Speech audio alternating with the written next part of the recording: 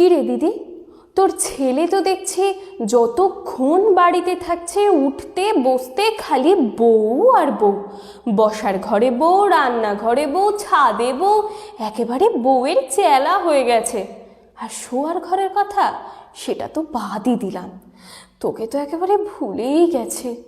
আগে কেমন সারা দিন মা মা করতো, আর তুইও তো দেখছি ছেলের বউয়ের হাতে সব ছেড়ে দিয়েছিস। কখন খাবি, কখন বসবি, কখন শুবি, কখন ওষুধ, কখন জল, কখন ফল। সংসারে তো তোরা নিজের বলে দেখছি কিছুই নেই।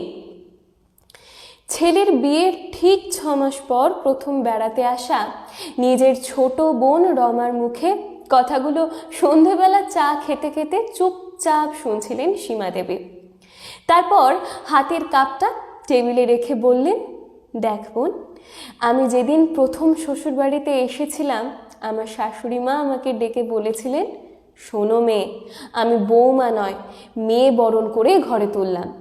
আজ থেকে আমার ছেলে তোমার, এই সংসার তোমার। নিজেকে কখনো এবারের বউ মনে করো না, মেয়ে মনে করো। এতদিন আমি সব সামলেছি, এখন আর পারি না, বয়স হয়েছে তো, এখন সব দায়িত্ব তোমার। তারপর থেকে সংসারটাকে নিজের মনে করে নিজের মতো গুছিয়ে নিয়ে সুখেই জীবন কাটিয়েছি, আর এখনো কাটাচ্ছি। আমিও আমার বৌমাকে বরণের পর আড়ালে ডেকে আমার শাশুড়ি মায়ের আমাকে বলা কথাগুলো বলেছিলাম। কথাগুলো শোনার পরে কাঁদতে কাঁদতে কাজল লেপটে কালচে হয়ে যাওয়া মুখটায় এক রাশ আলোয় ভরে উঠেছিল। আর ছেলেকে বলেছিলাম, যাকে নিয়ে এসেছো সে তার সব কিছু ছেড়ে তোমার কাছে এসেছে, তাই যে কোনোভাবে তাকে ভালো রাখার দায়িত্ব তোমার।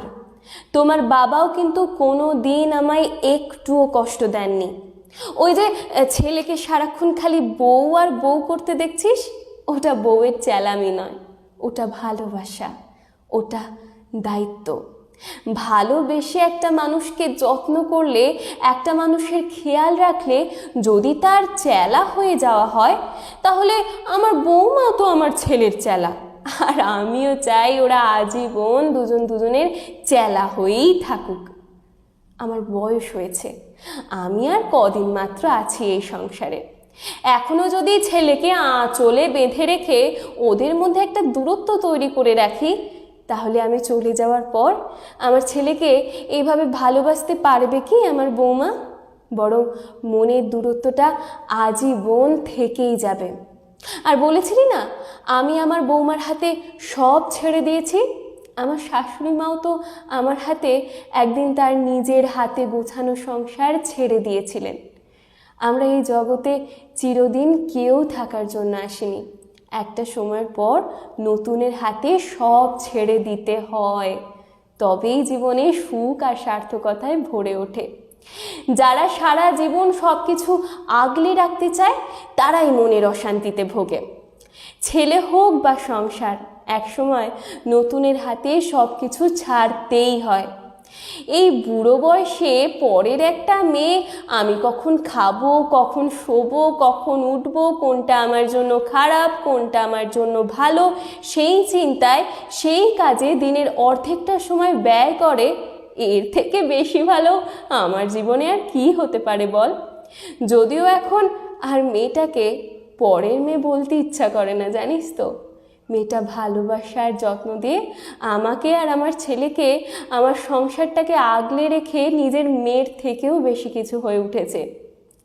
আমি মেয়েটার হাতে সব কিছু ছেড়েছিলাম বলেই হয়তো মেয়েটাও আমাদেরকে ওর নিজের সব কিছু বানিয়ে নিয়েছে। ভালোবাসার যত্ন দিলে কে না ভালোবেসে আর যত্ন না করে থাকতে পারে বল? কয়েকদিন পর তো তোর খোকারও বিয়ে। আমার শাশুড়ি মায়ের কথাগুলো পারলে তোর নতুন বৌমাকে প্রথম দিনই বলে দিস। মনে রাখিস, তুইও একদিন বৌমা ছিলিস। সীমা দেবীর কথাগুলো শুনে অজানা কোনো এক কারণে রমা দেবীর অন্ধকার হয়ে যাওয়া মুখটায় এক রাশ আলোয় ভরে ওঠে। নমস্কার।